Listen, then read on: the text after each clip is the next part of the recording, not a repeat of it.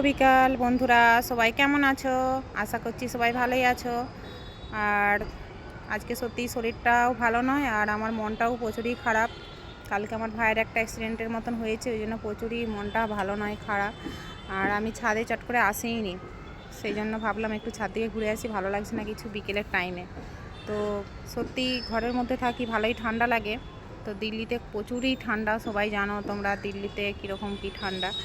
তো এই 2-4 দিন হলো একদম মানে গরমের মতন আবহাওয়া পড়ে গেছে, মানে দেখে মনে হচ্ছে না চৈত্র মাস। দেখো এখন 5টা 8 বাজছে, এখন এর অবস্থা দেখো।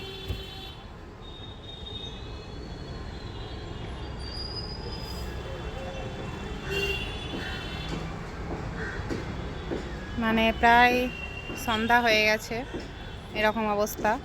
তো আমি কিছুই গায়ে দিইনি, দেখো পুরো খালি মানে শুধু ড্রেস পরেই আছি, সোয়েটার চাদর কিছুই গায়ে দিইনি, মানে সেরকম ঠান্ডা বলে কিছুই নেই। তো মনে হচ্ছে যেন চৈত্র মাস, মানে গরমটা এত তাড়াতাড়ি পড়ে যাবে ভাবতে পারিনি। তো সেই জন্য আমি একদম শীতের পোশাক যা ছিল সব কেচে নিয়েছি, দেখো ছাদ একদম পুরো ভরা। এই যে সব দেখছো, এই সব আমার পোশাক, সব কেচে নিয়েছি।